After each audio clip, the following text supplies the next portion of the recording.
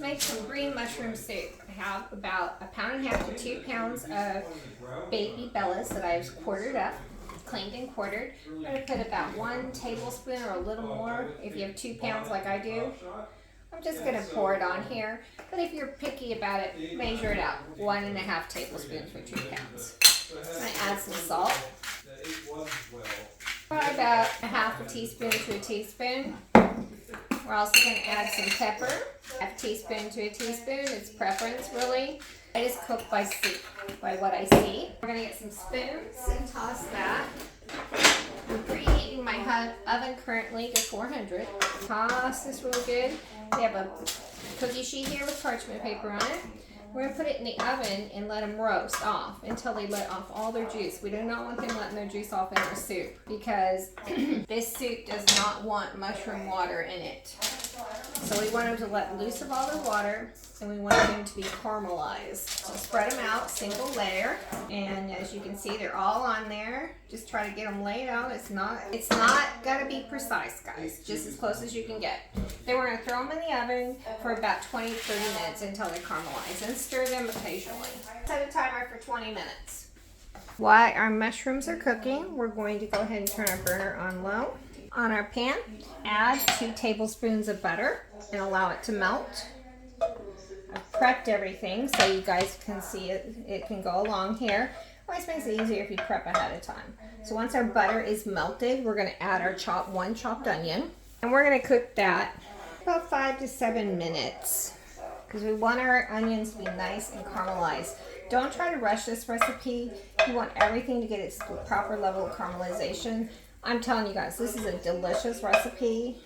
First time I made it, I didn't know that our youngest was coming to visit, and he does not like mushrooms, and he loved it. He ate it and said, that's good. I'm going to add our onions in. Set a timer for 7 minutes for onions. So we're just going to let these cook. Don't fuss with them a whole lot, and I'll see you in a little bit. Our onions are now done. We're going to add a teaspoon of chopped thyme and 2 to 4 garlic cloves chopped up. We're going to saute that for another minute, or until it's fragrant. Timer for 1 minute. Second timer, 1 minute, starting now.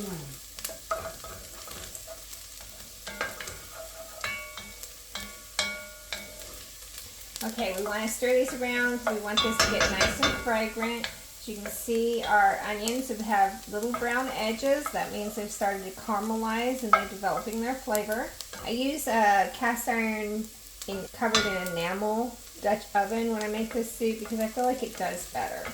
And I like this one. I really love this one. I got it at H-E-B in Texas. Those of you that live in Texas and go to H-E-B, go get you one. Because they're hard to come by now. And they're very expensive up here in the north. So I don't want it to burn. I'm going to let it sit there another minute until the timer goes off. And then we're going to add 2 tablespoons of flour. And we're going to let it cook for about 2 minutes because you do not want your flour, Alexa, turn off. You don't want your flour to have a floury taste. So you got to cook it for 2 minutes. And this is really like making a roux with stuff in it. So Alexa, set a timer for 2 minutes. So we're letting it cook. You don't want your flour to burn, so make sure you kind of move it around. At the end of 2 minutes, we're going to add 1/2 cup of dry white wine to deglaze our kettle.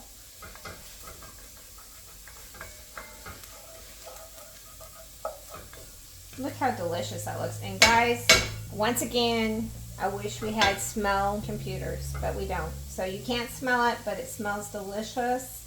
It has a wonderful earthy flavor from the thyme. I grew up calling it thyme, but I have switched to thyme because everybody keeps correcting me. I think it's geographically what you call it. My grandmother called it thyme, and my mother did, so that's why I did. But I will appease the majority with saying thyme. And you can see how it's starting to brown. Don't panic. That's why we're putting the dry wine in there, guys. This is a wonderful soup on a cold night. It's a very elevated mushroom soup. It's not your basic mushroom soup. And we're using the other half of the brie that we used when we made cranberry brie bites. So I had the other half of it, and so I'm using it in my soup. So that's a way to use things. I try to use, when I buy stuff and I only use half of it, I try to plan a menu to do that. Okay, our 2 minutes are up. And we're gonna add our white wine. And see how that's cleaning off the bottom? Oh, that looks delicious, guys. So we got that deglazed. Now we're gonna add our 4 cups of vegetable broth. You can make it yourself or you can buy it like this in a dill. This holds 4 cups. We're gonna add that in there. Sometimes I do make my vegetable broth if I need a lot more than that, but it's easy to buy. And so sometimes when I'm feeling lazy, and especially up here, vegetables are so expensive in New England, it's cheaper to buy a deal of vegetable broth than to make it. Not the cheapest way to go is what I'm gonna recommend all the time. Okay, so we got our vegetable broth in there. We're also gonna add our mushrooms as soon as they come out. We're gonna let this come to a boil. Let's check them. Oh yeah, they're doing well, guys. But there's still quite a bit of juice on them. So they still need to continue. Let me show you what they look like. See what that looks like? Look how delicious. We're gonna take our mushrooms out and add them to our broth. I like to use a spoon, makes it easier. Also doesn't slop broth all over my kitchen, maybe. So about 20 minutes with your mushrooms in the oven to get them to this point. 15, 20 minutes, depending on the size of your mushrooms. Now we're gonna mix these in. Turn it down to medium low, and let it simmer for 10 minutes before we do the next step. Now you're going to add a 1/2 cup of heavy cream and your 4 ounces of brie cut up. Leave the rind on. You're going to stir it around in here until it melts. When it melts, you'll be able to remove the rind from there. And that's when it's ready to serve, as soon as you do that. We have some leftover bacon from last night's supper, which they can sprinkle on top of their soups if they want to. You can also do croutons, and croutons go really nicely on top of soups, so you can have that as an option also, along with your crusty bread. So this makes for a really nice meal. You can make it in about 30 minutes.